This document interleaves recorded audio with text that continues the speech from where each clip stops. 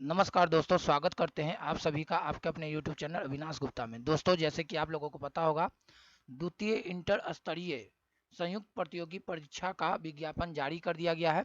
कुल 11,098 पदों पर यह वैकेंसी आप लोगों की आई है। दोस्तों, पहली बात तो आप ये समझ लीजिए, ठीक है।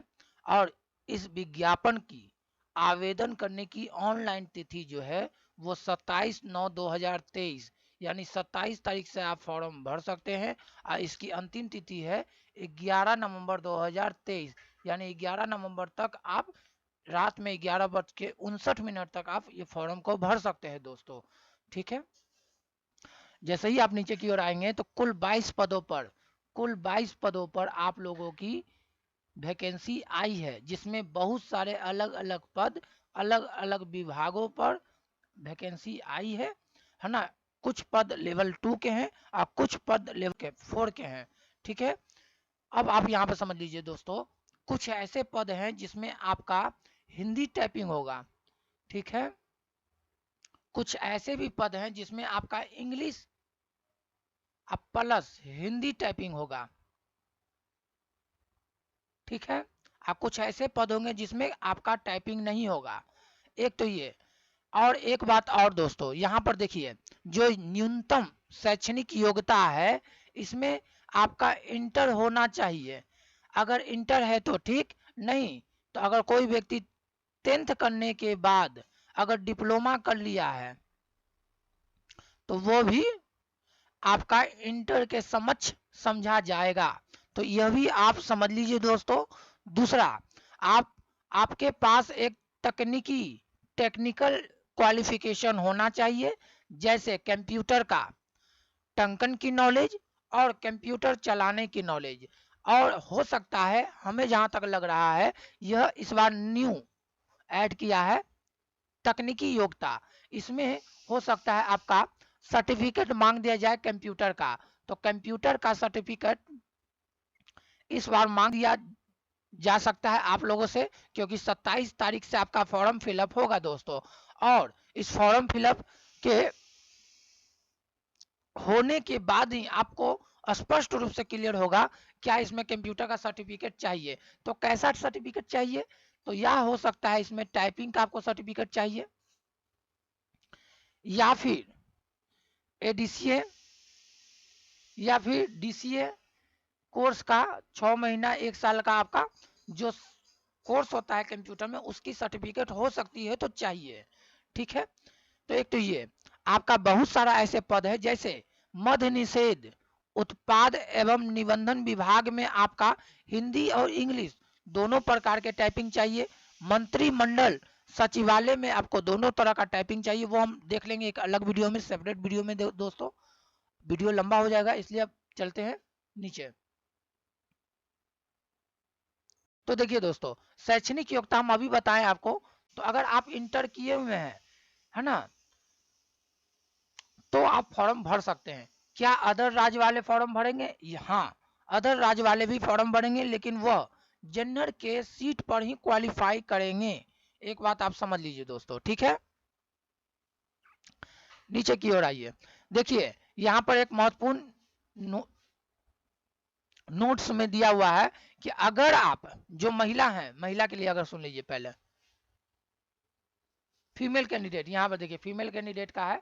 अगर आप जो एनसीएल का सर्टिफिकेट बनाइएगा तो अपने पिताजी के नाम पर एनसीएल का सर्टिफिकेट बनाइएगा, ना कि अपने पति के नाम पर। पति के नाम पर बनाएंगे तो आप आरक्षण का दावा नहीं कर सकते हैं क्वालिफाई हो जाने के बाद भी। तो एक चीज आप ये ध्यान में रखें दोस्तों, यहाँ पर जो 6ठा नंबर पॉइंट है इसमें साफ साफ बता दिया गया है।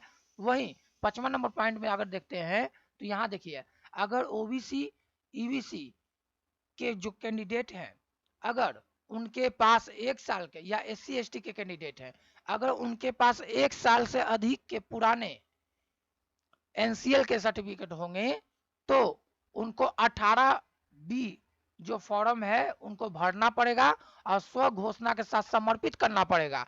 और यही समर्पित जो डॉक्यूमेंट होगा आपको रखना होगा, काउंसलिंग के वक्त आपको चेक किया जाएगा। तो इसमें यह बताया गया है दोस्तों।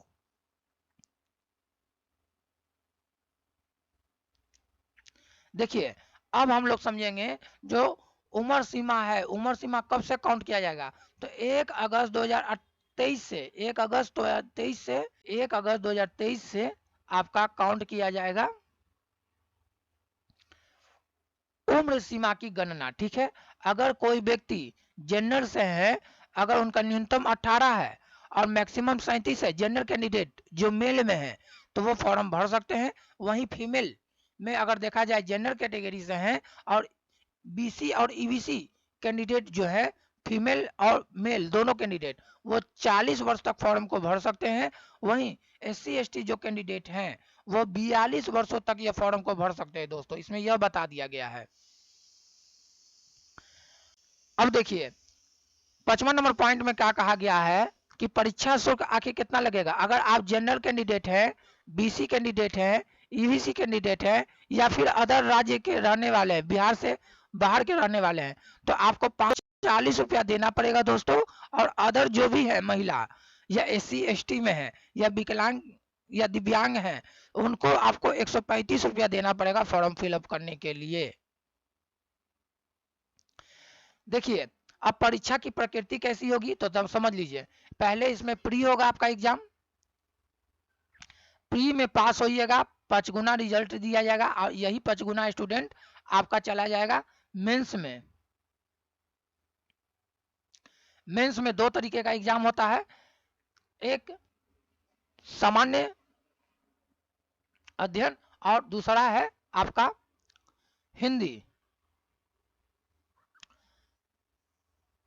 सामान्य अध्ययन, ठीक है, और ये दूसरा है हिंदी का एग्जाम होगा। इसके बाद आपका टाइपिंग होगा, और टाइपिंग में हम बता दिए हैं कि हिंदी इंग्लिश दोनों, या कहीं कहीं हिंदी और कहीं कहीं कुछ भी टाइपिंग नहीं मांगी जा रही है। लेकिन जब पोस्ट प्रेफरेंस भराया जाएगा तो आपको टोटल पोस्ट ऑफ प्रेफरेंस भरना होगा। ठीक है, तो देखिए सिलेबस क्या है प्री का।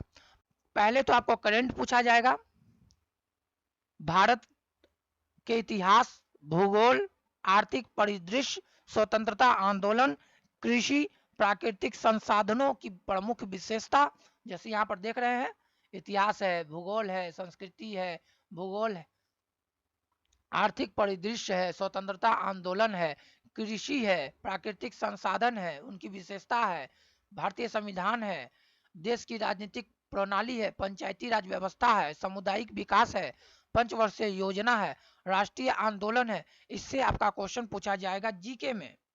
तो जीके में करंट और जनरल अवेयरनेस से क्वेश्चन रहेगा, 50 क्वेश्चन रहेगा आपका।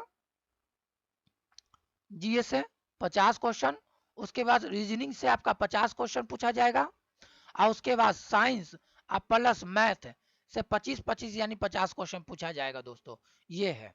ठीक है, और इसमें आपको प्री में कम से कम या मेंस में कम से कम लिखित परीक्षा जो होगी उसमें अगर सामान्य कैटेगरी के हैं, जनरल कैंडिडेट हैं, तो आपको 40% नंबर लाना पड़ेगा। ईबीसी हैं या बीसी हैं उनको अलग अलग, जैसे बीसी वाले को 36.5, ईबीसी वाले को 34%, एससी वाले को 32, महिला को 32, दिव्यांग को 32, एसटी को भी 32। तो ये है आपका क्वालिफिकेशन मार्क्स। इतना नंबर तो आपको लाना ही लाना है, लेकिन जो कट ऑफ बनेगी वह 5 गुना लिया जाएगा जितना पद है, यानी 55,490 लोग जो है मेंस के लिए सेलेक्ट होंगे। ये समझ लीजिए दोस्तों। अभी हम बता दिए हैं कि फॉर्म जो है 27 सितंबर से भराएगा और 11 नवंबर तक यह फॉर्म आप फिलअप कर सकते हैं दोस्तों। यहाँ पर आपको घोषणा में आप देख सकते हैं और अंतिम तिथि देख सकते हैं, ये सब इसकी जानकारी यहाँ पर दिया गया है। हम पीडीएफ अपना टेलीग्राम चैनल पर पहले ही अपलोड कर दिए हैं, आप लोग वहां से जाकर देख सकते हैं। एक चीज और, जो ओबीसी वाले कैंडिडेट हैं वो ध्यान दें, या एससी एसटी वाले कैंडिडेट हैं वो भी ध्यान दें, और ईडब्ल्यूएस वाले कैंडिडेट हैं वो भी ध्यान दें। आप लोगों के पास अभी 40 दिन बचा हुआ है। यह 40 दिन के अंदर आप लोग 1 साल के बाद वाला अगर सर्टिफिकेट है आपके पास तो आप लोग पहले बनवा लें, उसके बाद ही फॉर्म भरिएगा। जरूरत नहीं है, क्योंकि अगर गलती हो जाता है फॉर्म तो आप फिर जनरल कैंडिडेट की तरह आप फाइट करेंगे। एक बात आप याद रख लीजिएगा, पहला। दूसरा, जब आप जनरल कैंडिडेट कैंडिडेट की तरफ फाइट करेंगे तो आपका जो है, अगर आप प्री पास कर गए, मेंस पास कर गए, आपका डीबी भी हो गया, जो आपकी कटअप बनेगी, तो पहले देखा जाएगा प्री में आप जनरल से पास हैं कि नहीं है, उसके बाद फिर मेंस में देखा जाएगा आप जनरल से पास है कि नहीं है। तो ये सब प्रॉब्लम आ जाएगा दोस्तों। इसलिए आप जो है पहले अपना डॉक्यूमेंट बनवा लें, उसके बाद आप फॉर्म फिलअप करिएगा। और एक अच्छे रूप से प्रारूप हम तैयार कर रहे हैं सिलेबस का, पहले वो सिलेबस की वीडियो आ जाएगी, और सिलेबस की वीडियो आ जाने के बाद आप लोगों का जनरल अवेयरनेस से जो 50 क्वेश्चन है, और रीजनिंग से जो 50 क्वेश्चन है, और मैथ से जो 50 क्वेश्चन है, इसकी जीमा हमारे हाथ में है, और ये हम आपको अपने टेलीग्राम चैनल के माध्यम से करवाएंगे। तो आप हमारे टेलीग्राम चैनल से जुड़ जाए। तो मिलते हैं नेक्स्ट वीडियो में दोस्तों।